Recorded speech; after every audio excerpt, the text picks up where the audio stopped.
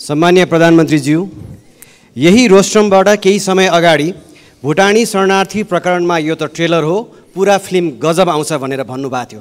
हामीले बडा आशाका साथ हेरिएका थियौँ, तर जब जे आयो बडा टालटुले र सजिलो बुझिन सक्ने खालको आयो। नक्कली भुटानी शरणार्थीको फाइल खोलेर नेपाली काङ्ग्रेसलाई साइजमा राख्नुभयो, ललिता निवास मार्फत समाजवादीलाई साइजमा राख्नुभयो, गौर हत्याकाण्ड मार्फत जसपालाई, अनि अब गिरीबन्धु मार्फत नेकपा एमालेलाई साइजमा राख्न ट्राई गर्दै हुनुहुन्छ। आफ्नो कुर्सी बलियो बनाउन यो राजनीतिक दाउपेच नगरेर कामले जनताको मन जितेर आफ्नो प्रधानमन्त्रीत्वको आयु लामो बनाउन सकिँदैन थियो होला। भारतीय नेतृत्वले अन्तरिक्ष यानलाई चन्द्रमामा कसरी सफल अवतरण गराउने भनेर सोचिरहँदा हाम्रो नेतृत्व कसरी आफ्नो यसम्यानलाई बचाउने र मुद्दा कमजोर बनाएर सफल अवतरण गराउने भन्ने सोच्नमा तल्लीन हुनु अत्यन्त दुःखद छ। यताको अनुसन्धान अधिकारीलाई उताको कर्मचारीलाई यता अवतरण गराउने व्यस्त हाम्रो नेतृत्वबाट सुशासनको आशा कहिले गर्ने होला? छिमेकीले चन्द्रमामा यान पठाउँदा मेरो देशले खाडीमा जवान पठाउन बाध्य छ। देशभित्रका विश्वविद्यालयहरू रित्तिँदैछन्, व्यवसायीहरू निराश छन्, खेलाडीहरू पलायन हुँदैछन्, युवा पुस्तामा देश छोड्ने लहर चलेको छ।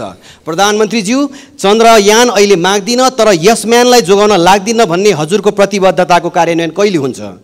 भ्रष्टाचारमा पनि आफ्नो र अरूको भनेर हेर्ने हो भने हामीले खोजेको सुशासन चाहिँ कहिले आउँछ यो देशमा? अर्को प्रश्न, गौर हत्याकाण्डको छानबिन कसैले हुन्छ भनेर भनिरहेका छन्, कसैले गठबन्धनभित्र अब नहुने भनेर निर्णय भएको छ भनेर भन्छन्। प्रधानमन्त्रीज्यू, यो सदनलाई जानकारी गराइदिनु होला, यो छानबिन हुन्छ या हुँदैन? धन्यवाद। सम्मानीय प्रधानमन्त्री। सभामुख महोदय, मान्य सदस्यले बडो संवेदनशील भएर प्रश्न राख्नु भएको छ, म धन्यवाद भन्न चाहन्छु। मेरो नेतृत्वमा सरकार गठन भएदेखि आजका दिनसम्म मैले सामाजिक न्यायको प्रत्याभूति, सुशासनको सुनिश्चितता र सार्वजनिक सेवा प्रवाहमा सुधारलाई मुख्य प्राथमिकतामा राख्दै आएको छु र यी कार्यहरूबाट एउटा सन्देश आम जनतामा प्रवाहित भइ पनि रहेको छ। प्रश्नमा भनिए जस्तो सरकारका यी कामहरू कुनै कुर्सी टिकाउनको लागि होइन, बरु देश र जनतामा राजनैतिक प्रणालीप्रति नै वितृष्णा छाएको, केही हुन्न सबै उस्तै हुन् भन्ने निराशावादी भाष्य निर्माण गर्न खोजिएको परिस्थितिलाई चिर्न र सरकारले एकपछि अर्को राम्रो काम गर्दै आएको कुरा स्थापित गर्न पनि गरिएको छ। म मान्य सदस्यहरूलाई यो विषयको गहिराईतिर विचार गर्न अनुरोध गर्न चाहन्छु। भुटानी शरणार्थी प्रकरण लगायतका सबै घटनामा राज्यले दबाव रहित तरिकाले निष्पक्ष छानबिन अघि बढाएकै कारण अहिले जनतामा सुशासन सम्भव छ भन्ने एउटा नयाँ आशा पलाएको हो भन्ने कुरा पनि म स्पष्ट गर्न चाहन्छु। अहिले त्योसँग सम्बन्धित विषयहरू अदालतमा रहेको र अदालतले उचित फैसला गर्ने विश्वास म व्यक्त गर्न चाहन्छु। वर्तमान सरकारले भ्रष्टाचार विरुद्ध शून्य सहनशीलताको नीतिलाई राज्यका तीनै तहमा कडाइका साथ कार्यान्वयन गर्दै आएको छ।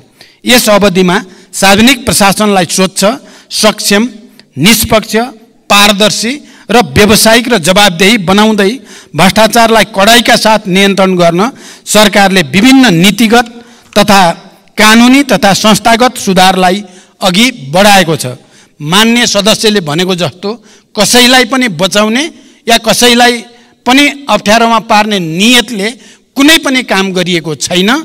जसरी कतिपय सन्दर्भमा मिडियामा आउने गरेको भन्दा ठिक विपरीत मैले दोषी कोही पनि नछुटोस्, निर्दोष कोही पनि नपरोस् भन्ने सिद्धान्त अनुसार नै प्रहरी प्रशासनलाई निर्देशन दिएको र मैले यतिसम्म पनि भनेको छु कि यदि अनुसन्धानको क्रममा प्रधानमन्त्री नै आउँछ भने पनि छोड्न आवश्यक छैन। मेरो पार्टीको कुनै नेताको त के कुरा भन्ने कुरा पनि मैले सार्वजनिक रूपमा भन्दै आएको म जानकारी गराउन चाहन्छु।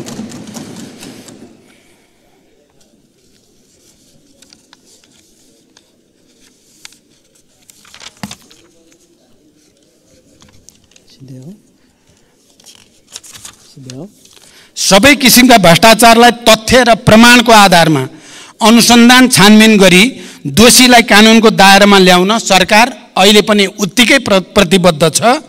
भ्रष्टाचारको मामिलामा यो आफ्नो या यो पराए भनेर सरकारले कसैलाई विभेद गरेको छैन, गर्ने पनि छैन। कानुनी समानताको सिद्धान्तलाई सरकारले पूर्णतः आत्मसात गरेको छ, गरिरहनेछ। सभामुख महोदय, मान्य सदस्यहरूले राख्नुभएका 4 गर्भित प्रश्नहरूका बारेमा संक्षिप्त रूपमा मैले सरकारको तर्फबाट प्रधानमन्त्रीको हैसियतले स्पष्ट पार्ने कोसिस गरेको छु। देशका र जनताका सामु कयौं चुनौतीहरू छन्।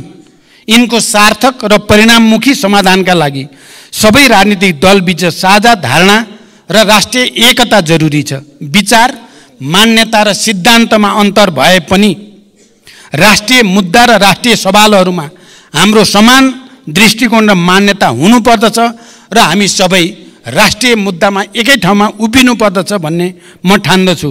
त्यसो भए मात्र नेपाली जनताले चाहेको र खोजेको परिवर्तन ल्याउन सम्भव हुन्छ। सरकारले चालेका कदम र अघि बढाएका कार्यहरूले जनतामा सरकारप्रति आशा र भरोसा बढाउनुको साथै विकासप्रतिको एउटा नयाँ तत्परता पैदा गरेको छ। यस अवधिमा सार्वजनिक सेवा प्रवाहमा जनताले साबिकमा भोग्दै आएका झन्झट र शास्तिलाई उल्लेख्य मात्रामा कमी ल्याउन सफलता मिलेको छ। विकास निर्माणले गति लिएको छ र देशमा नयाँ आशाको सञ्चार पनि भएको छ। सुशासन, सामाजिक न्याय र समृद्धिलाई सर्वोपरि प्राथमिकतामा राख्दै अघि बढेको यो सरकारले समावेशी सङ्घीय लोकतान्त्रिक शासन व्यवस्थाको सुदृढीकरण, अर्थतन्त्रको पुनरुत्थान, सार्वजनिक सेवा प्रवाहमा सुधार, सरलीकरण, नागरिक मैत्री प्रशासनको स्थापना, भ्रष्टाचार नियन्त्रण र राज्यको सबै तहमा सुशासन र सदाचारको प्रवर्धन गर्न अघि बढाएका सबै कार्यमा सबै राजनीतिक दल र मान्य सदस्यहरू, नागरिक समाज, सञ्चार जगत, मित्र राष्ट्र, दात्री निकाय तथा आम नेपाली जनताको निरन्तर साथ सहयोग रहने अपेक्षा पनि मैले लिएको छु। र यही सदनमा पनि हाम्रा विचार र एजेन्डामा अन्तरका बावजुद यहाँ सहमति बनाउनको लागि सरकारको तर्फबाट, सरकार प्रमुखको हैसियतले मैले निरन्तर प्रयास गर्दै आएको कुरा पनि म जानकारी गराउन चाहन्छु। हिजो मात्रै 10वटा समिति हाम्रा सर्वसम्मत रूपले सभापति चयन हुनु पनि यसले हामी अन्तर हुँदै पनि हामी मूल मुद्दामा एक ठाउँमा उभिन सक्छौँ भन्ने एउटा राम्रो सन्देश गएको छ। म विश्वास गर्छु आउने दिनमा राष्ट्रिय मुद्दामा विगतमा चाहिँ हामी एक भएर देश र जनताको हितमा काम गर्नेछौँ भन्ने विश्वास व्यक्त गर्दै सभामुखज्यू मार्फत सम्माननीय प्रधानमन्त्रीजीलाई मेरो 3 प्रश्न। नम्बर 1, सम्माननीय प्रधानमन्त्रीज्यू, शासन विधि र पद्धतिको हो कि व्यक्तिको? विधि र पद्धतिको हो भने व्यक्ति परिवर्तनले खासै असर नराख्नु पर्ने हो, तर हाम्रोमा विधि पद्धति अवलम्बन भन्दा मन्त्री या कर्मचारी परिवर्तन गरेर नै शासन सुशासन ल्याउन देखाउन खोजेको जस्तो देखिन्छ। यसमा प्रधानमन्त्रीजीको धारणा के छ? नम्बर 2, 131 भाषाभाषी 142 जात जाति बसोबास गर्ने हाम्रो सुन्दर देश नेपाल यो हाम्रो पुँजी हो, यसलाई बचाएर राख्नु हाम्रो कर्तव्य पनि हो। सयौं थुङ्गा फुलका हामी एउटै माला नेपाली, यसमा मेरो अटल विश्वास छ। वर्गीय राजनीतिको सैद्धान्तिक वकालत गर्ने पार्टीको नेता सम्माननीय प्रधानमन्त्रीज्यूको अभिव्यक्ति हामीले जितेमा जातीय राज्य उपलब्ध गराउनेछौँ भन्ने भनाइ संविधान विपरीत भएन? कतै यस्तो अभिव्यक्तिले जातीय द्वन्द्व बढाउने त होइन? नम्बर 3, म सुदूरपश्चिमवासी हुँ। सुदूरपश्चिम सरकार आफ्नै भवनबाट कार्य सञ्चालन गर्न कहिलेदेखि पाउँछ? धन्यवाद। सम्माननीय प्रधानमन्त्रीज्यू।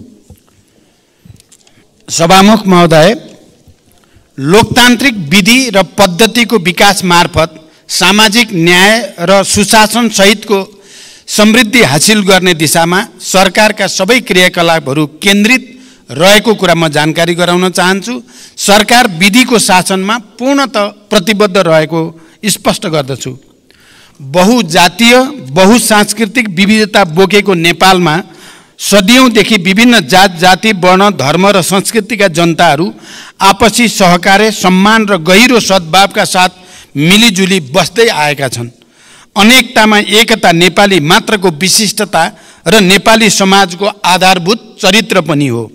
सबैको सहअस्तित्व कायम गर्दै मौलिकताको संरक्षण र सम्वर्धनमा नै हाम्रो राष्ट्रिय एकता दिगो दरिलो भई साँचो अर्थमा राष्ट्रियता बलियो हुनेछ। नेपालको कानुनले हरेक व्यक्ति र सम्प्रदायलाई अरूको धर्म संस्कृति र आस्थामा चोट नपुर्याई आफ्नो धर्म संस्कृतिको पालना गर्ने स्वतन्त्रता प्रदान गरेको छ। अत परापूर्व कालदेखि यहाँ कायम रहिआएको सामाजिक एकता सद्भाव र सामाजिक सहअस्तित्वमा खलल पुर्यान पार्ने कुनै पनि किसिमको कार्य हुन नदिन सरकार दृढ छ, स्पष्ट पनि छ। सामाजिक सद्भावमा खलबल पार्ने वा एक अर्काको संस्कृति र धर्म विरुद्ध हुने द्वेषपूर्ण अभिव्यक्ति र कार्यलाई सरकारले कुनै हालतमा छुट दिन सक्दैन। नेपालको संविधानको पूर्ण पालना गर्नु हामी सबैको साझा दायित्व हो। मैले पहिचानको कुरा गर्दा या कुनै कुरा गर्दा अरू कसैको पहिचान आस्थामाथि कुनै खालको विभेद नगर्ने कुरा पनि म स्पष्ट गर्न चाहन्छु।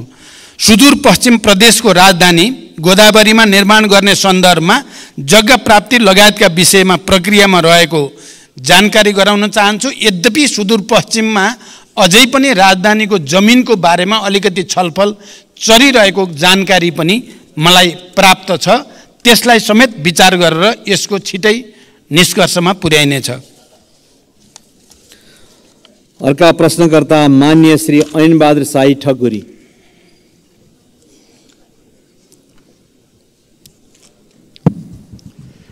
सम्माननीय सभामुख महोदय मार्फत सम्माननीय प्रधानमन्त्रीज्यूलाई मेरो प्रश्न यस प्रकार छन्। सम्माननीय प्रधानमन्त्रीको आसन्न चीन भ्रमणमा नेपालका उत्तरी सीमासँग जोडिएका नाकाहरू खोल्ने एजेन्डामा मुगुको नाक्चे लाग्न छ कि छैन? यदि छैन भने एजेन्डामा समावेश गरियोस्। यो नाका खुलेमा मुगु लगायत समग्र कर्णाली प्रदेशको आर्थिक समृद्धिमा महत्त्वपूर्ण टेवा पुग्नेछ भन्ने विश्वास लिएको छु। दोस्रो प्रश्न छ, आर्थिक समृद्धिको महत्त्वपूर्ण क्षेत्र कर्णाली प्रदेशको रारा लगायतका पर्यटकीय स्थानहरूमा पर्यटकीय पूर्वाधारहरू लगायतका विभिन्न समस्या हुँदा पर्यटकहरूको आगमनमा कमी आएको छ। यसमा सरकारको के योजना छ? र अर्को प्रश्न छ, कर्णाली राजमार्ग अन्तर्गतको नागमा गमगढी कालोपत्रे र गमगढी नाक्चे लाग्न सडक निर्माणलाई सरकारले कस्तो प्राथमिकतामा राखेको छ र यो कहिलेसम्म निर्माण सम्पन्न गर्ने लक्ष्य रहेको छ? धन्यवाद। सम्माननीय प्रधानमन्त्रीजी। सम्माननीय सभामुख महोदय, मेरो आसन्न चीन भ्रमणको क्रममा चीन र नेपाल बीच नयाँ व्यापारिक नाका खोल्ने विषयमा समेत छलफल हुने कुरा करिब निश्चित भएको छ। त्यस सन्दर्भमा मुगुको नाक्चे लाग्न जो मलाई धेरै पहिलेदेखि त्यसको बारेमा स्थानीय जनसमुदाय र जनप्रतिनिधिले कुरा राख्दै पनि आउनु भएको छ। त्यो विषय पनि मैले त्यहाँ कुरा उठाउने र त्यसबारेमा एउटा निष्कर्ष लिने मेरो कोसिस हुनेछ।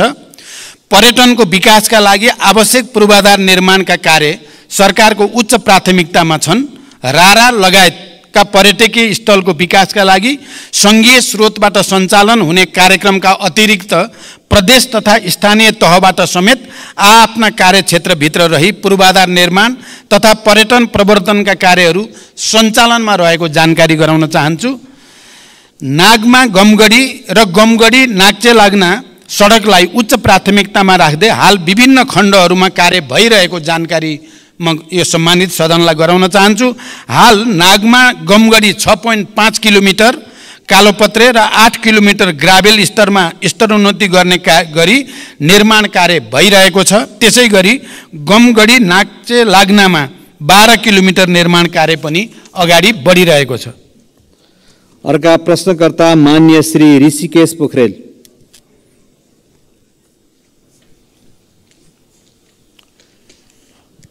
सम्माननीय सभामुख महोदय, सम्माननीय सभामुख मार्फत सम्माननीय प्रधानमन्त्रीज्यूसँग मेरा केही प्रश्नहरू राख्न चाहन्छु। राष्ट्रिय गौरवका आयोजनाहरूमध्ये 2वटा आयोजना पुरा भएको देखिन्छ। 5वटा आयोजनाहरूको काम 75% सकियो भन्ने सुनिन्छ। बाँकी 17वटाको अवस्था के हो र कहिले पुरा हुन्छ?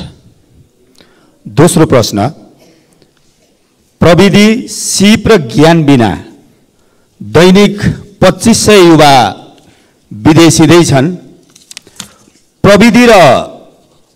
प्रविधि र उद्यमशीलता विकास गरी प्रौद्योगिक शिक्षा दिने उद्देश्यका साथ स्थापनाको लक्ष्य लिएको मदन भण्डारी प्रौद्योगिक विश्वविद्यालयका लागि अघिल्लो सरकारले पूर्वाधार निर्माण तथा विकास समिति गठन गरेको थियो। 7 करोड बजेट पनि छुट्याएको थियो। राष्ट्रिय महत्त्वको यो आयोजना आज कहाँ छ र कहिले पुरा हुन्छ? धन्यवाद। सम्मानीय प्रधानमन्त्रीज्यू। सम्मान्य सभामुख महोदय, राष्ट्रिय गौरवका आयोजनालाई समयमै सम्पन्न गर्न पर्याप्त बजेट सुनिश्चित गरिनुको साथै नियमित अनुगमन पनि भइरहेको छ। म स्वयंले प्रधानमन्त्रीको हैसियतमा प्रधानमन्त्री कार्यालयमा रहेको एक्सन रुमबाट नियमित तवरमा कार्यतालिका बनाएर कार्य प्रगतिको जानकारी लिई कार्य सम्पादनका लागि आवश्यक निर्देशन दिँदै आएको छु। राष्ट्रिय गौरवका आयोजना मध्ये 2वटा सम्पन्न भएका, 14वटाको प्रगति 80% भन्दा माथि रहेको, 5वटाको प्रगति 50 देखि 80% सम्म रहेको र 2टाको प्रगति 50% रहेको स्थिति छ। हुलाकी राजमार्गका सम्बन्धमा चितवन र पर्सामा राष्ट्रिय निकुञ्ज क्षेत्रमा डीपीआर तयार लगायतका कार्यमा भएको ढिलाइका कारण यो आयोजनाको कार्य आगामी 3 वर्षभित्र सम्पन्न गर्ने नयाँ लक्ष्य निर्धारण गरिएको छ। पशुपति क्षेत्र विकास कोष आयोजनाको भौतिक प्रगति 66% भई समष्टिगत वित्तीय प्रगति 65.73 रहेको छ। लुम्बिनी विकास गुरु योजनाको हालसम्मको भौतिक प्रगति 88% र वित्तीय प्रगति 60.34% रहेको छ। निजगढ अन्तर्राष्ट्रिय विमानस्थल आयोजनाको प्रारम्भिक चरणको कार्यहरू मात्र भइरहेको र लगानी एवं निर्माणको उपयुक्त मोडालिटी भए पश्चात विमानस्थल निर्माण प्रक्रिया अगाडि बढाइनेछ। यस आयोजनाको लागि चालु आर्थिक वर्षमा रु 35 करोड विनियोजन भएको छ। मेलम्ची खानेपानी आयोजनामा श्रावण महिनामा आएको बाढीले पुनः हेडवर्क्स पुर्नुका साथै मेलम्ची बजारदेखि हेडवर्क्ससम्मको पहुँच मार्गमा क्षति पुगेको छ। मनसुन रोकिएको 1.5 महिनाभित्र क्षतिग्रस्त संरचनाको मर्मत सम्मार गरी मेलम्चीको पानी वितरणलाई सुचारू गरिने जानकारी गराउन चाहन्छु। सञ्चालनमा रहेका अन्य राष्ट्रिय गौरवका आयोजनाहरूलाई यथाशीघ्र सम्पन्न गर्न सरकारले जोड दिँदै आएको छ। मिति 2077 साल साउन 12 गते मदन भण्डारी प्रौद्योगिकी विश्वविद्यालय विकास समिति गठन भएको हो। समितिको समयावधि 2 वर्ष रहेकोमा सो अवधि समाप्त भएकोले नयाँ गठन आदेश जारी गरी विश्वविद्यालयको आवश्यक पूर्वाधार तयार गर्ने लगायतका कामहरू अगाडि बढाइनेछ। यस विश्वविद्यालयलाई चालु आर्थिक वर्षमा रु 2 करोड बजेट विनियोजन पनि गरिएको छ। अर्का प्रश्नकर्ता मान्य श्री आशा विक।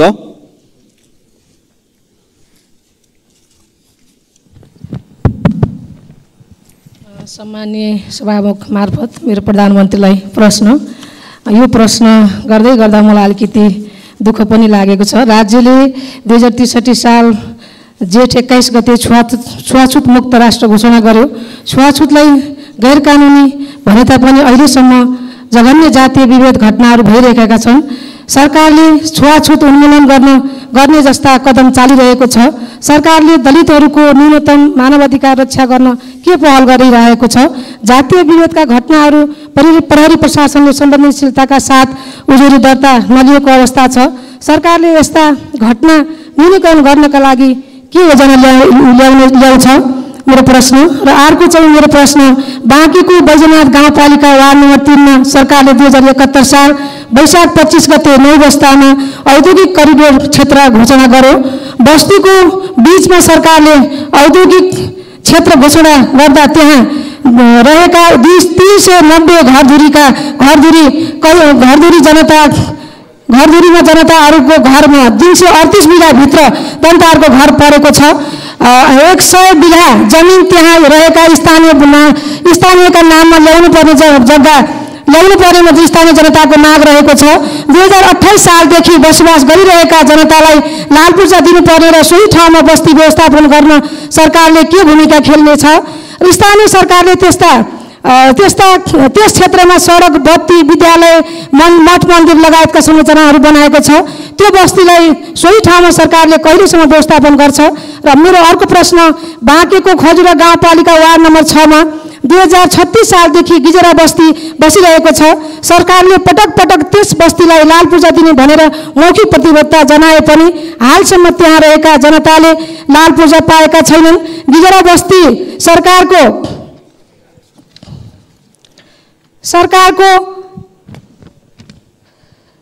ऐलानी जग्गा र टन्डनको चिनी मिल रहेको क्षेत्रमा बसोबास गरिरहेका छन्। सरकारले बत्ती, पानी, विद्यालय लगायतका संरचना त्यहाँ पनि सबै ठाउँमा जनतालाई उपलब्ध गराएको छ। त्यस क्षेत्रका जनतालाई लाल पूर्जा कहिलेसम्म वितरण गर्छ सरकारले? र अर्को मेरो प्रश्न छ, सङ्घीय गणतन्त्र घोषणा भएको अवस्थामा सुदूरपश्चिम प्रदेशको राजधानी बन्छ वा बन्दैन? के यही हो गणतन्त्र? बन्ने भए कहाँ बन्छ? प्रदेश सभाबाट घोषणा भएको गोदावरी राजधानी बन्छ कि बन्दैन? बन्ने भए कहिलेसम्म बन्छ? किन घोषणा गरेको हिजो तपाईहरूको पार्टी र एमाले पार्टीको संयुक्त घोषणा गर्दै आजसम्म किन मौन? जनता जान्न चाहन्छ। धन्यवाद। सम्माननीय प्रधानमन्त्रीज्यू। सम्माननीय सभामुख महोदय, माननीय सदस्यले सोधेका प्रश्नहरू उत्तरभन्दा पनि लामो जस्तो लाग्यो, तैपनि म संक्षिप्तमा उत्तर दिने कोसिस गर्छु। नेपालको संविधानले छुवाछुत तथा भेदभाव विरुद्धको हकलाई मौलिक हकको रूपमा सुनिश्चित गरेको छ। जातका आधारमा गरिने छुवाछुत तथा भेदभाव जन्य कार्यलाई गम्भीर सामाजिक अपराधको रूपमा लिँदै कानुन बमोजिम दण्डनीय हुने र त्यस्तो कार्यबाट पीडित व्यक्तिलाई कानुन बमोजिम क्षतिपूर्ति पाउने हकको प्रत्याभूति पनि गरिएको छ। सरकार यो मौलिक हकको पूर्ण कार्यान्वयनको लागि प्रतिबद्ध रहेको छ। यद्यपि मौलिक हकहरूको कार्यान्वयनका लागि सबै तहबाट अझै घनीभूत प्रयास पनि आवश्यक छ। यो समस्या देशको एउटा लामो सांस्कृतिक समस्या पनि भएको हुनाले यसको समाधानको निम्ति कानुनलाई प्रभावकारी कार्यान्वयनको निम्ति पनि सबै क्षेत्रको सहयोग अनिवार्य छ। जातीय विभेदका घटनामा प्रहरी प्रशासनले संवेदनशीलताका साथ उजुरी नलिएको भन्ने कुरामा सरकारको गम्भीर ध्यानाकर्षण भएको छ। यस्ता घटनाको छानबिन गरी दोषीलाई कारबाही गरिने र यस्ता घटना आगामी दिनमा हुन नदिन सरकारको गम्भीर ध्यान रहेको जानकारी गराउन चाहन्छु। दोस्रो, बाँकी जिल्लाको साबिक नौबस्ता क्षेत्रको 525 बिघामा औद्योगिक क्षेत्र घोषणा भइसकेको र त्यहाँ बसोबास गर्दै आएका स्थानीयवासीहरूको उचित व्यवस्थापन लगायतका समस्या समाधानका लागि सम्बन्धित स्थानीय प्रशासन लगायत विभिन्न निकायबाट पहल भइरहेको छ। उक्त क्षेत्रका प्रभावित जनसमुदायहरूको समस्यालाई व्यवस्थापन गरी औद्योगिक क्षेत्रको विकास कार्य अगाडि बढाइने जानकारी गराउन चाहन्छु। यस सम्बन्धी समस्या समाधान गर्न भूमि व्यवस्था, सहकारी तथा गरिबी निवारण मन्त्रीको संयोजकत्वमा समिति गठन गरेको र समितिले काम अगाडि बढाइरहेको जानकारी पनि गराउन चाहन्छु। तेस्रो, बाँकेको खजुरा गजुरा 6 गिजरा बस्तीका सन्दर्भमा भूमि सम्बन्धी ऐन 2021 को दफा 12 को समितिको प्रतिवेदन, भूमि व्यवस्थापन तथा अभिलेख विभागको निर्णय बमोजिम गिजरा खाँडसारी मिल्स प्राइभेट लिमिटेडका हदबन्दी भन्दा बढीका जग्गाहरू जफत गरी नेपाल सरकारका नाममा कायम गर्न र जफत गरिएका जग्गामा रहेको अतिक्रमण हटाउन 2080 जेठ 8 गते निर्णय भई कार्यान्वयनमा रहेको जानकारी गराउँदछु। उक्त क्षेत्रमा बसोबास गर्दै आएका भूमिहीनलाई जग्गा उपलब्ध गराउन भूमि समस्या समाधान आयोगले कार्य अगाडि बढाइरहेको जानकारी पनि म गराउन चाहन्छु। सुदूरपश्चिम प्रदेशको राजधानी गोदावरीमा निर्माण गर्ने सन्दर्भमा जग्गा प्राप्ति लगायतका विषय प्रक्रियामा रहेको जानकारी मैले अघि नै गराइसकेको छु। यस सम्बन्धी उठेका छलफल बहसलाई पनि मध्यनजर गरिएको जानकारी पनि मैले गराइसकेको छु। अर्का प्रश्नकर्ता मान्य श्री उर्मिला माझी।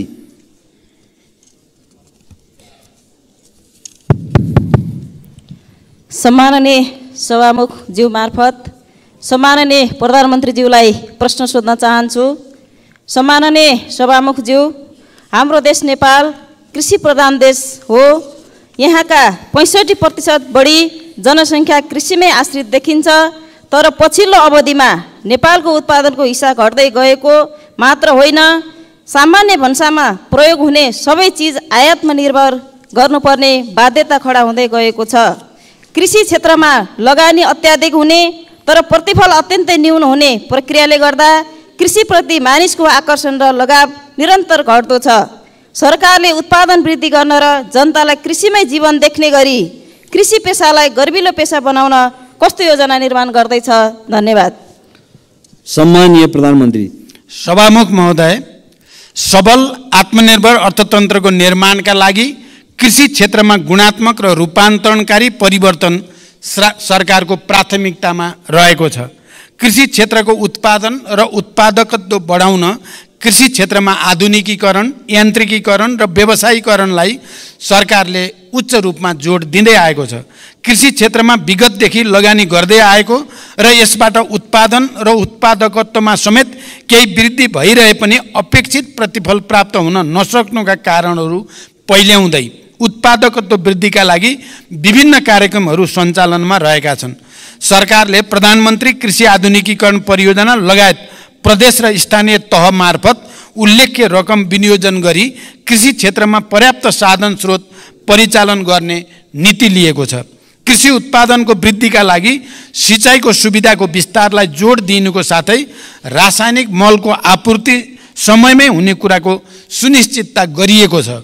साथै कृषि बाली वस्तुहरूको विशेष उत्पादन क्षेत्र जस्तै जोन, सुपर जोन, उन्नत बिउ बिजनको विकास, उत्पादन तथा वितरणको लागि एकीकृत राष्ट्रिय कार्यक्रम सञ्चालनमा रहेका छन्। कृषि उपजको बजार सुनिश्चितताका लागि विभिन्न कार्यक्रमहरू सञ्चालन भइरहेका छन्। त्यसैगरी दूध तथा मासुमा आत्मनिर्भरताका लागि पशु नस्ल सुधार, आहार व्यवस्थापन तथा पशु स्वास्थ्य सुधारका कार्यक्रमहरू पनि सञ्चालनमा रहेका छन्। बाँझो जमिनमा कृषि प्रवर्धन कार्यक्रम, फलफुल क्षेत्र विकास तथा ग्रामीण कृषि उद्यम विकासका कार्यक्रमहरू सञ्चालनमा रहेका छन्। कृषि उत्पादन क्षेत्रको जोखिम व्यवस्थापन गर्न कृषि बिमा कार्यक्रम सञ्चालनमा रहेको छ, जस अन्तर्गत बिमा प्रिमियममा 80% अनुदान सङ्घीय सरकारले उपलब्ध गराउने गरेको छ। कृषि क्षेत्रमा लगानी बढाउन सहुलियत दरमा कृषि कर्जाको विस्तार तथा दायरा बढाउँदै पनि लगिएको छ। उत्पादित कृषि वस्तुहरूको बजारको सुनिश्चितताका लागि धान, गहुँ, उखु लगायतका बालीको न्यूनतम समर्थन मूल्य निर्धारण गर्ने लगायतका कार्यक्रमहरू पनि सञ्चालनमा रहेका छन्। कृषि पेसालाई सम्मानजनक र मर्यादित बनाउन कृषकहरूलाई नियमित तवरमा पुरस्कृत गर्ने कार्यक्रमहरू जस्तै राष्ट्रपति कृषक पुरस्कार कार्यक्रम सञ्चालनमा रहेका छन्। कृषि पेसालाई दिगो, दरिलो र गर्विलो बनाउन सरकार प्रतिबद्ध छ, तर अहिलेसम्म जे जति भएको छ त्यसबाट सन्तुष्ट हुने स्थिति भने पक्कै पनि छैन। त्यसकारण कृषि क्षेत्रमा व्यापक सुधार गर्न र उत्पादन र उत्पादकत्व वृद्धि गर्न हामी आफैले सञ्चालन गरेका कार्यक्रमहरूको प्रभावकारिताका साथै यसपटक म भारत भ्रमणमा रहँदा अलि भारतीय नेतृत्वसँग, खास गरी प्रधानमन्त्री मोदीजीसँग कृषिमा सहकार्य गरेर उत्पादकत्व वृद्धि कसरी गर्न सकिन्छ र प्राकृतिक खेती प्रणाली बडो नयाँ टेक्नोलोजीको साथ सञ्चालन गर्ने बारेमा सहकार्य गर्ने निधो पनि भएको छ र हामी त्यो प्रक्रिया अगाडि बढाउँदैछौँ। मलाई लाग्छ यसपटकको मेरो चीन भ्रमणमा पनि कृषिमा सुधारका निम्ति उत्पादन र उत्पादकत्व वृद्धिमा विशेष ध्यान दिने पनि हाम्रो योजना रहेको जानकारी गराउन चाहन्छु। अर्का प्रश्नकर्ता मान्य श्री एकनाथ ढकाल। सम्माननीय सभामुख महोदय, विस्तृत शान्ति सम्झौताको 2 हस्ताक्षरकर्तामध्ये सम्माननीय प्रधानमन्त्रीज्यू एक हुनुहुन्छ। शान्ति तथा पुनर्निर्माण मन्त्रालयको एउटा मन्त्रीको रूपमा जिम्मेवारी पनि सम्हालिसकेको व्यक्तिको हैसियतले म आज शान्ति प्रक्रियासँग सम्बन्धित प्रश्न सम्माननीय सभामुख महोदय मार्फत सम्माननीय प्रधानमन्त्रीज्यूलाई गर्न चाहन्छु। छोराको हत्यारालाई कारबाहीको माग गर्दै 330 दिन आमरण अनसनमा बसेका गोर्खाका नन्दप्रसाद अधिकारीको अनसनमै 2071 असोज 6 गते निधन भयो। न्यायको लागि जीवन आहुति दिने अधिकारीलाई शहीद घोषणा गर्नुपर्नेमा विगत 9 वर्षदेखि उनको पार्थिव शरीर अस्पतालमै सडेको छ। मृतक नन्दप्रसादकी धर्मपत्नी गङ्गामाया अधिकारी अहिलेसम्म पनि बेहाल अवस्थामा सत्य र न्यायको प्रतीक्षामा छिन्। सरकारको नीति तथा कार्यक्रमको 176 बुँदामा शान्ति प्रक्रिया र सङ्क्रमणकालीन न्याय सम्बन्धी बाँकी काम 2 वर्षमा सम्पन्न गर्ने उल्लेख छ। सम्माननीय प्रधानमन्त्रीज्यूलाई मेरो प्रश्न यो छ कि मृतक नन्दप्रसादकी धर्मपत्नी गङ्गामाया अधिकारीको मागको सम्बोधन कहिले र कसरी गर्नुहुन्छ? वर्षौँदेखि न्यायको लागि भनेर शान्तिपूर्ण अनसनमा बसेकी गङ्गामाया अधिकारीलाई भेट्नु प्रधानमन्त्रीज्यूको कर्तव्य हो कि होइन? कहिले उहाँलाई भेट गर्न जानुहुन्छ? शान्ति प्रक्रिया कहिले टुङ्गिन्छ? धन्यवाद। सम्माननीय प्रधानमन्त्री। सभामुख महोदय, मैले अघि पनि भनिसकेको छु, यो सरकार विधिको शासनमा पूर्णतः प्रतिबद्ध रहेको छ। जनताको स्वतन्त्रता, समानता, सहअस्तित्व र मानवाधिकारको रक्षाको लागि सरकार निरन्तर प्रतिबद्ध छ।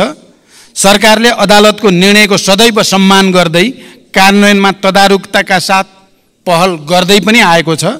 नेपालको संविधानको धारा 276 मा राष्ट्रपतिले कुनै न्यायिक वा अर्धन्यायिक निकाय वा प्रशासकीय पदाधिकारी वा निकायले गरेको सजायलाई कानुन बमोजिम माफी, मुल्तवी, परिवर्तन वा कम गर्न सक्ने संवैधानिक व्यवस्था रहेको कुरा जानकारीमै छ हामी सबैलाई।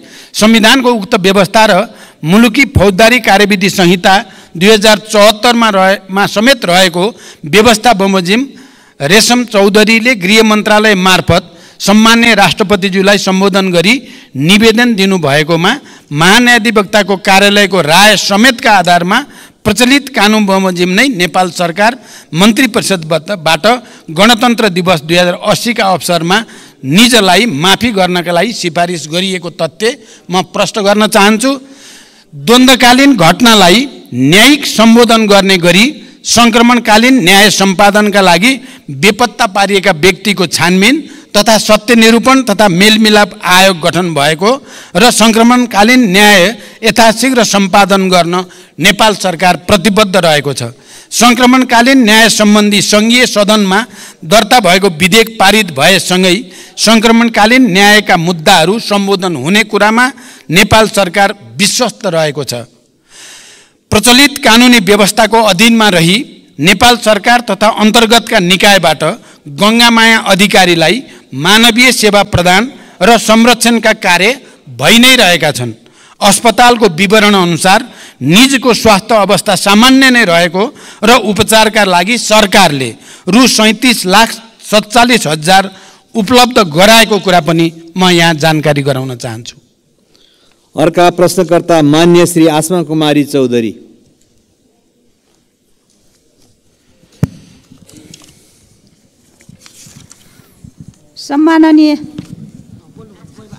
सम्माननीय सभामुख महोदय, सम्माननीय सभामुख ज्यू मार्फत सम्माननीय प्रधानमन्त्रीज्यूलाई केही प्रश्न सोध्न चाहन्छु।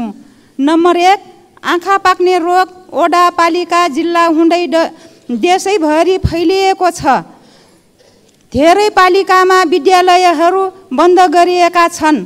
त्यसबाट अत्याधिक बालबालिका प्रभावित भएका छन्। स्वास्थ्य मन्त्रालय र प्रधानमन्त्रीज्यू स्वयं यसको निराकरणको लागि के गर्दै हुनुहुन्छ? नम्बर 2, नेपालले आर्थिक वर्ष 2079-80 मा भारतलाई 10 अर्ब 45 करोड रुपैयाँको बिजुली बिक्री गरेको छ। उक्त वर्ष 19 अर्ब 44 करोड रुपैयाँको बिजुली किनेको छ। सरकारले किन ठान्दैछ दोब्बर आपूर्ति भइरहेछ भन्न किन डराउँछ? त्यही बिजुली हामीले किन्दा महँगो र बेच्दा सस्तो किन? धन्यवाद। सम्माननीय प्रधानमन्त्री। सभामुख महोदय, देशका विभिन्न भागमा आँखा पाक्ने एक्युट भाइरल कन्जक्टिभाइटिस संक्रामक रोग नियन्त्रण गर्न स्वास्थ्य तथा जनसङ्ख्या मन्त्रालयले देशभरका अस्पतालबाट अभियान सञ्चालन गरिरहेको छ। समुदाय स्तरमा जनचेतना वृद्धि गर्न प्रचार प्रसारका कार्यहरूका साथै सङ्क्रमितहरूलाई सहज रूपमा औषधि उपचारको व्यवस्था मिलाइएको छ। यसका साथै स्वास्थ्य सेवा विभागका महानिर्देशकको अध्यक्षतामा सङ्घीय द्रुत प्रतिकार्य समितिको गठन भई रोकथाम र प्रबन्धनका विभिन्न कार्यहरू पनि भइरहेको जानकारी गराउन चाहन्छु। दोस्रो, हाल नेपालको कुल जडित विद्युत क्षमता करिब 2800 मेगावाट पुगेको छ। तर देशको विद्युत उत्पादनको परिमाण हिउँद र वर्षायाममा एकै नासको छैन। वर्षाको तुलनामा हिउँदमा विद्युत उत्पादनमा निकै ह्रास आई झन्डै 1/3 मात्र उत्पादन हुने गर्दछ। हाल विद्युत उत्पादन र मागको आधारमा विद्युतको निर्यात र आयातको व्यवस्था मिलाउने गरिएको छ। खास गरी हिउँदयाममा नदी प्रवाहमा आधारित रन अफ द रिभर प्रणालीबाट उत्पादित विद्युतमा ठुलो ह्रास आउने हुँदा छिमेकी देशबाट बिजुली आयात गरी आन्तरिक माग धान्नुपर्ने स्थिति छ। आगामी केही वर्षभित्रै विद्युतमा आत्मनिर्भर हुने उद्देश्यले स्वदेशमै पर्याप्त बिजुली उत्पादन गर्न विभिन्न स्तरका आयोजनाहरूको निर्माणलाई अघि बढाइनुको साथै विद्युत प्रसारण तथा वितरण प्रणालीको कामलाई पनि विस्तार गर्दै लगिएको छ। अहिले विद्युत आयात निर्यातको दर दैनिक रूपमा प्रतिस्पर्धा गरी तय हुने गरेको छ। यस वर्ष तुलनात्मक रूपमा हिउँदको समयमा अधिक सुक्खा हुन गई देशभित्रका विद्युत आयोजनाहरूबाट विद्युत उत्पादन कम हुन गएको छ। अघिल्लो आर्थिक वर्षमा नेपाल विद्युत प्राधिकरणले 1854.5 गिगावाट आवर विद्युत र रु 18 अरब 54 करोडमा आयात गरेको थियो भने नेपालबाट 1333 गिगावाट आवर विद्युत निर्यात गरी रु 10 अरब 43 करोड आम्दानी गरेको थियो। गत वर्षको तुलनामा यस वर्ष विद्युत निर्यातमा वृद्धि भएको छ र क्रमशः विद्युत उत्पादन बढ्दै जाँदा विद्युतको निर्यात पनि बढ्दै जाने कुरा जानकारी गराउन चाहन्छु। रुस र युक्रेनको युद्धका कारण कोइलाको आपूर्ति असहज भई छिमेकी देशमा विद्युतको उत्पादन लागत बढ्न गएकोले पनि स्वदेशमा विद्युतको उत्पादन कम हुने समयमा आन्तरिक माग पूरा गर्न प्राधिकरणले केही महँगो मूल्यमा बिजुली आयात गर्नु परेको कुरा पनि म यहाँ स्पष्ट गर्न चाहन्छु। धन्यवाद। अर्का प्रश्नकर्ता माननीय श्री उर्मिला थेबे।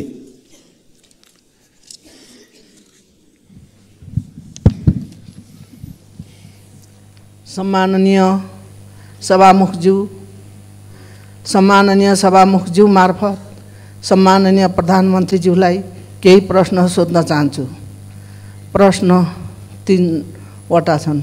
प्रश्न नम्बर 1, शिक्षाको लागत क्रमशः घटाउँदै गएर निशुल्क पार्नुपर्नेमा यो सरकारले त शुल्क झन बढाइरहेको देखिन्छ। शिक्षाको पहुँचबाट गरिबलाई अझ परै धकेल्ने नीति सरकारले किन लिँदैछ? सङ्घीय शिक्षा विधेयक संसदमा सदनमा कहिले दर्ता गर्नुहुन्छ? प्रश्न नम्बर 2, प्रत्येक दिन हाजिरी गर्न क्याम्पसमा आउनुपर्ने भएपछि त्रिभुवन विश्वविद्यालयका केही प्राध्यापकले विद्युतीय हाजिरी मेसिन नै घर लगेको, गायब गरेको, साथै तोडफोड गरेको भन्ने पाएको छ। सरकारले के गर्दैछ? प्रश्न नम्बर 3, ताप्लेजुङमा अविरल वर्षपछि आएको बाढीका कारण विस्थापित भएका स्थानीय बासिन्दाहरू अहिले पनि तिरपाल मुनि बस्न बाध्य भएका छन् भने विद्यार्थीहरू व्यक्तिको घरमा आश्रय लिएर पढ्न बाध्य छन्। उनीहरूको उद्धार र राहतको लागि सरकारको के योजना छ? धन्यवाद। सम्माननीय प्रधानमन्त्री। सभामुख महोदय, आम नागरिकलाई गुणस्तरीय र सर्वसुलभ शिक्षा उपलब्ध गराउन सरकारको नीति र प्रतिबद्धता रहेको छ। विद्यालय शिक्षा सम्बन्धी कानुनलाई संशोधन र एकीकरण गर्न बनेको विधेयक छिटै नै संसदमा पेश गरिनेछ। सायद केही दिन अगाडि नै पेश हुन सक्थ्यो। जनताको चासो र हामीले त्यसलाई गहन ढङ्गले अध्ययन गर्नुपर्ने, परिमार्जन गर्नुपर्ने कारणले केही ढिलो भयो, तर अब छिटै त्यो सदनमा प्रस्तुत हुँदैछ।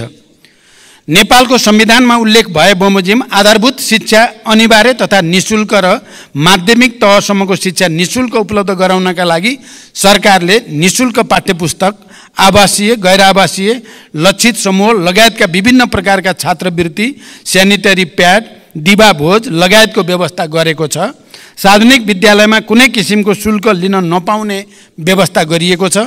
स्थानीय तहहरूले समेत आफ्नो बजेटमा शिक्षामा थप लगानी गर्दै गएका छन्। उच्च शिक्षा अन्तर्गत चिकित्सा शिक्षामा सरकारी लगानीका संस्थाहरूमा कुल सिटको 75% सिटमा विद्यार्थीहरूले निशुल्क अध्ययन गरिरहेका छन्।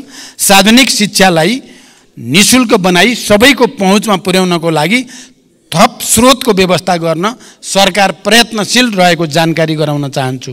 स्वायत्त निकायको रूपमा त्रिभुवन विश्वविद्यालयका काम कारबाहीहरू त्रिभुवन विश्वविद्यालय ऐन 2049 बमोजिम सञ्चालनमा रहेका छन्। विश्वविद्यालयको हाजिरी व्यवस्थापन सम्बन्धमा विश्वविद्यालयको आन्तरिक प्रशासनले नियमन गरिरहेको र नियम बमोजिम नभएका कार्यहरूमा सम्बन्धितलाई कानुन बमोजिम कारबाही हुने कुरा पनि म जानकारी गराउन चाहन्छु। ताप्लेजुङ लगायत देशका विभिन्न भागमा अविरल वर्षाका कारण आएको बाढी पहिरोमा परि विस्थापित हुन पुगेका जनतालाई स्थानीय प्रशासनको सहयोगमा उद्धार गरी सुरक्षित स्थलमा बसोबासको व्यवस्था मिलाइएको छ। उनीहरूलाई सरकारबाट उपलब्ध गराउनुपर्ने राहत पनि उपलब्ध गराइएको छ। मौसममा सुधार आएसँगै उनीहरूको पुनर्स्थापनाको उचित व्यवस्था मिलाइने पनि जानकारी गराउँदछु। अर्का प्रश्नकर्ता मान्य श्री ईश्वरी घरती।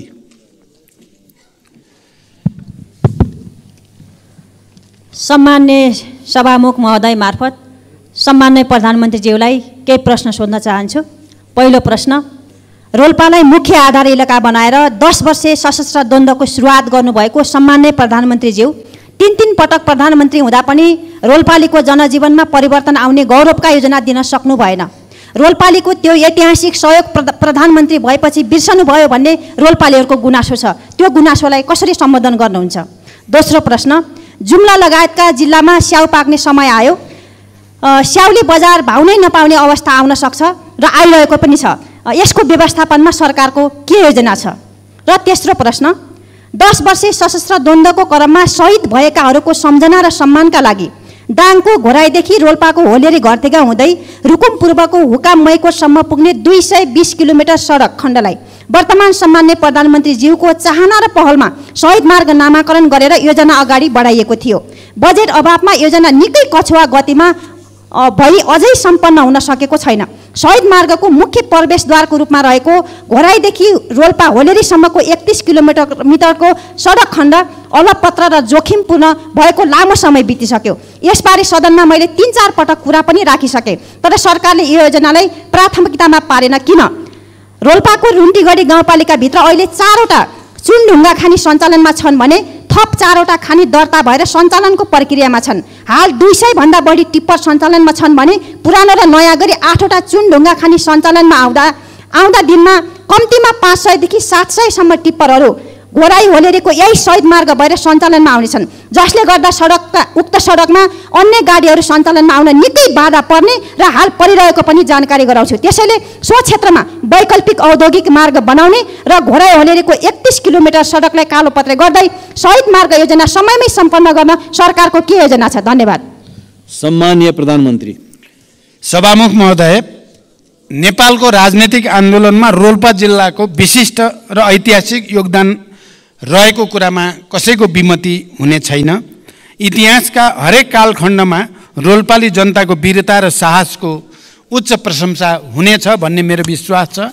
विकास र जनताको जीवनस्तरमा रूपान्तरणका लागि विगतदेखि नै उच्च प्राथमिकता सरकारले दिँदै आएको छ। मानव विकासमा पछाडि रहेका कर्णाली प्रदेश, सुदूरपश्चिम प्रदेश, मध्य प्रदेश, रोल्पा, रुकुम लगायतका जिल्ला तथा क्षेत्रलाई विकासको मूल प्रवाहमा ल्याउन र ती क्षेत्रमा पूर्वाधारका संरचनाको विकासका लागि सरकारले प्राथमिकताका साथ कार्यक्रमहरू सञ्चालन गरिरहेको जानकारी गराउन चाहन्छु। जुम्ला जिल्लाको विकासलाई सरकारले प्राथमिकतामा राख्दै स्याउको सुपर जोन तथा पकेट क्षेत्रहरू घोषणा गरी आवश्यक सहयोग तथा सहुलियत प्रदान गर्दै आएको छ। यस वर्षको बजेट तथा कार्यक्रममा प्रधानमन्त्री कृषि आधुनिकीकरण आयोजना लगायतका कार्यक्रम तथा प्रदेश तथा स्थानीय तहको विकास कार्यक्रमबाट उत्पादन, प्रशोधन तथा प्याकेजिङमा आवश्यक सहयोग तथा सहुलियत प्रदान गरिएको छ। स्याउको भण्डारणको लागि उच्च क्षमताको कोल्ड स्टोर निर्माण पनि भइरहेको छ। तेस्रो, सरकारले दाङको घोराईदेखि रोल्पाको होलेरी हुँदै रुकुमको मैकोटसम्मको शहीद मार्गलाई प्राथमिकता राखेर कार्यान्वयन गर्दै आइरहेको छ। सडक र पुलको माग देशभरि नै अत्यधिक सडक र पुलको माग देशभरि नै अत्यधिक हुने गरेको, थुप्रै सडक योजनाहरू सञ्चालन गर्नु परिरहेको तर पर्याप्त बजेट विनियोजन गर्न नसकिएको कुरा सत्य हो। घोराई होलेरी खण्डको 31 किलोमिटर सडक अत्यधिक भार बोक्ने सिमेन्ट उद्योगका ट्रकहरूको कारणले पनि क्षति भइरहेको छ। भार नियन्त्रण गर्दै सडकको आवश्यक मर्मत सम्मार गरी सडक सुधार गर्न सरकार प्रतिबद्ध रहेको जानकारी गराउँछु। घोराई होलेरीको वैकल्पिक सडक बनाउने सुझावका विषयमा आगामी दिनमा छलफल गरी आवश्यक कार्य अगाडि बढाइनेछ। अर्का प्रश्नकर्ता मान्य श्री असीम शाह।